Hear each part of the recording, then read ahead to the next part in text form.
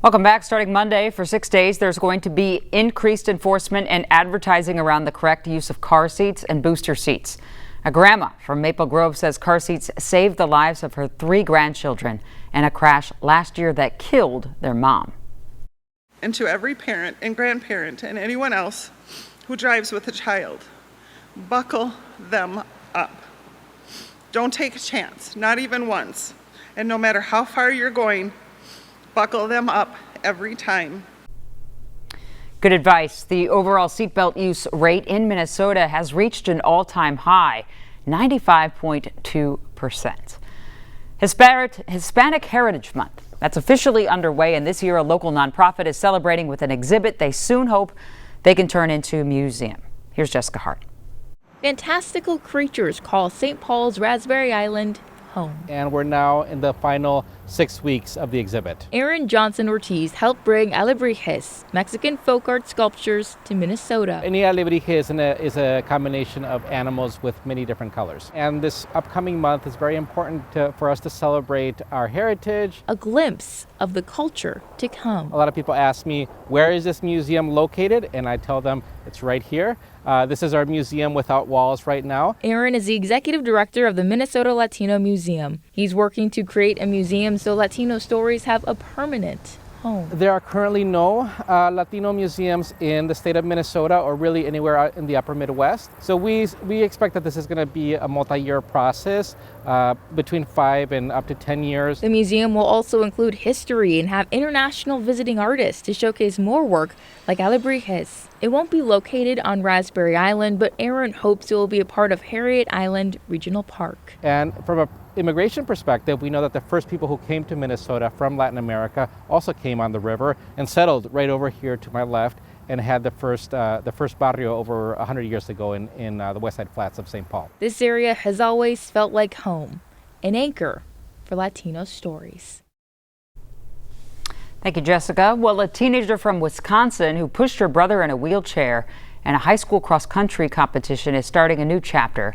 We first told you about Susan and Jeffrey Bergerman 4 years ago, and now we have an update. But first, Boyd wants to reshare the story of the bond between the sister and brother. To the uninitiated, a high school cross-country race can appear to be every man for himself. Chris, you're running great today! Go, Jonathan, go! The uninitiated would do well to meet 30 seconds. I'm gonna throw up. 14-year-old Susan Bergman, a Chippewa Falls 9th grader who leaves no one behind.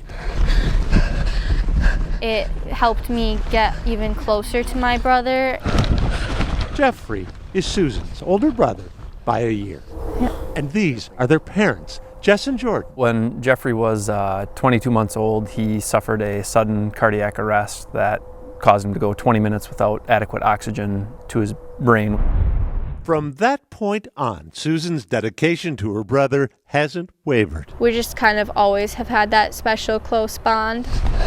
A bond only strengthened. Come on, Jeffrey. As they click off the kilometers. We were trying to figure out a sport or after-school activity he could participate in with me. Susan took a cue from her parents, both runners, who've included Jeffrey in their races. He loves running. But Susan on grass, pushing more than her own body weight through a season's worth of races and practices. This is really unprecedented. With coach Roger Skifstad. Yeah, I was worried. We were all worried. Everyone worried, but Susan. Let's go, Susan! Hearing everyone screaming and cheering, it gives me a very big adrenaline rush. Come on. Ow. You got it. Recognizing the mental and physical strain, Susan's mom suggested maybe run alone. She looked at me as if I had grown 2 heads. She was like, this is not an option.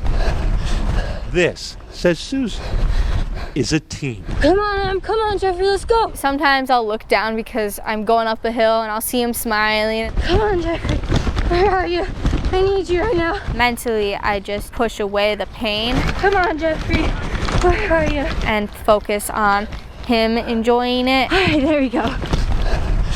Well, look at the dedication she has to her brother. That's cool. We're almost there. Let's go. Then, at the end of every race, one final act of love. when Susan gives Jeffrey the privilege of finishing ahead of her. Nice, easy run. A dad joke, He did excellent. a little brother's Jeffrey and Susan did. affirmation. You guys were so close to your fastest time. Yeah.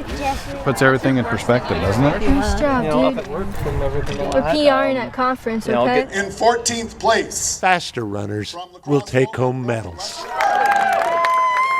Nice job, Haley! Susan and Jeffrey will take home a gold bond. I don't think Susan wants to run up another hill right now. Boyd Hupert, KARE 11 News, West Salem, Wisconsin. What it's all about. Well, the bond, of course, doesn't end, and it didn't end after that season. Susan continued to push Jeffrey in her races for the next 4 years. And then this spring, Susan pushed her brother across the stage as they both graduated from Chippewa Falls High School.